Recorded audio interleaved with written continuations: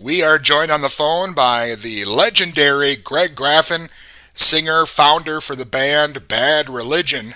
Their new book is out now, Do What You Want, The Story of Bad Religion. Greg, how's it going? How you doing? Excellent. Thank you so much for joining me.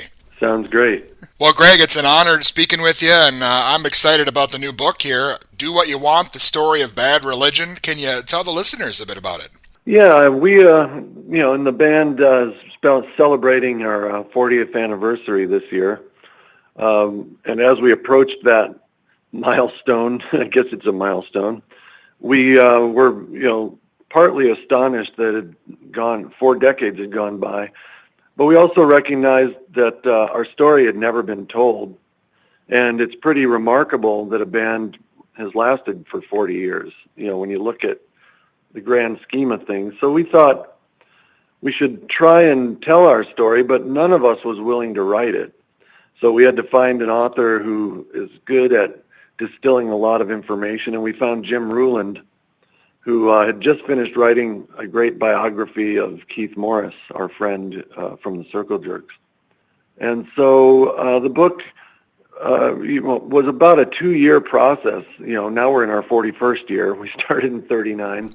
And we were really impressed by the amount of information that Jim was able to synthesize, because he talked to, must have been 100 different people in interviews, and he brought the book in a sizable, easy to read package. Yeah, the entire band was on board, and all the interviews with the former members, people associated with the band. So, if you were going to do it, you definitely did it right here the first time out.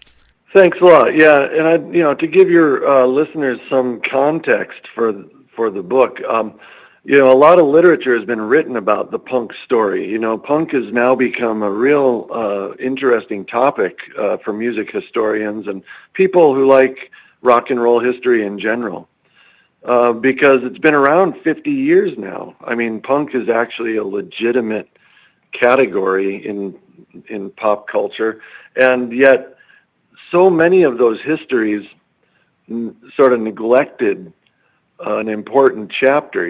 Most of them tell the story as follows. The Sex Pistols and the Ramones kind of started us off, and then that first wave of punk died, and by 1982, punk was pretty much dead, in England especially, but in New York as well.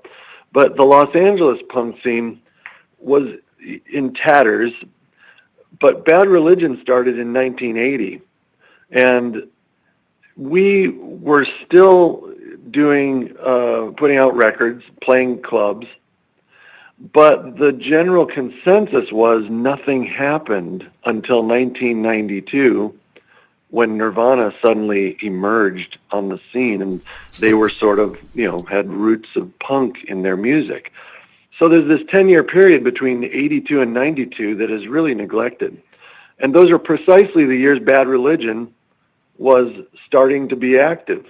We put out an album in the middle of that decade called Suffer that is widely recognized now as being influential to so many bands that came afterwards.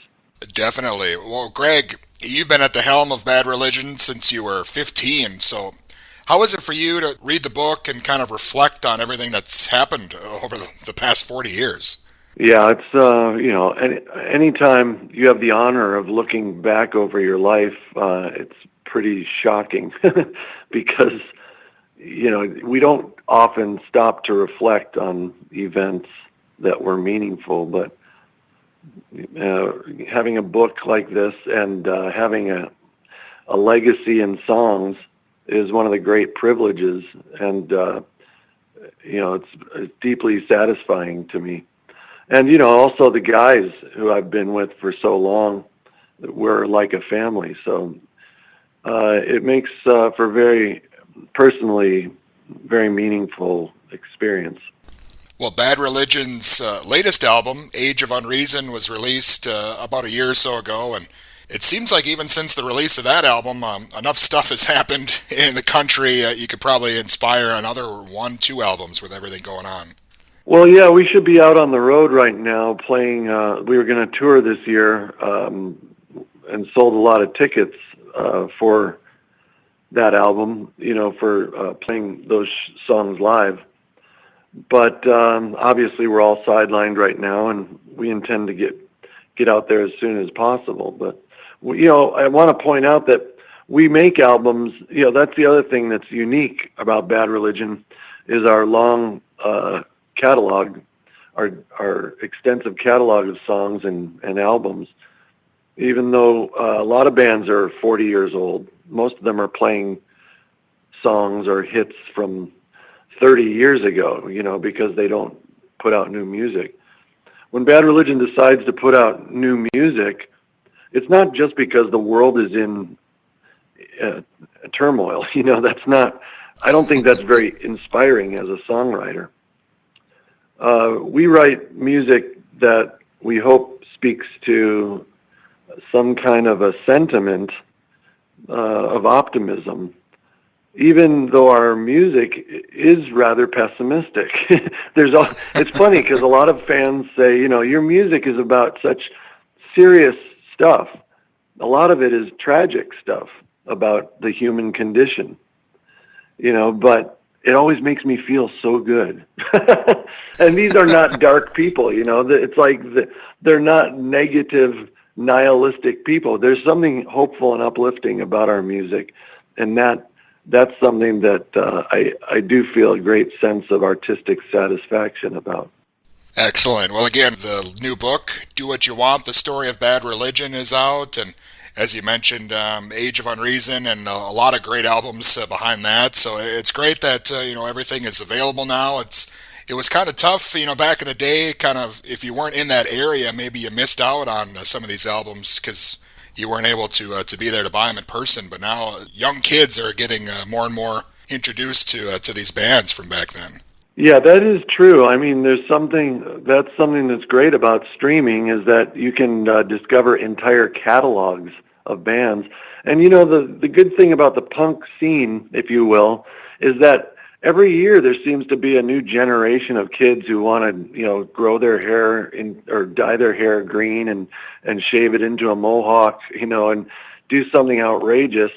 And they really do feel like it's a part of them.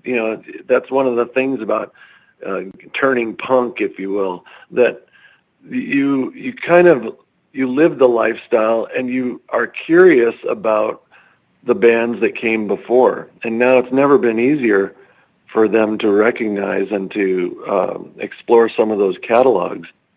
Many of those bands, of course, are now extinct, but their music lives on, of course. Definitely. Well, Greg, it's been an honor speaking with you. I'm a huge fan, and thank you so much for your time today. I really appreciate it. Thank you. And again, that was Greg Graffin, singer, founder for the band Bad Religion, and the new book, Do What You Want, The Story of Bad Religion, is available now.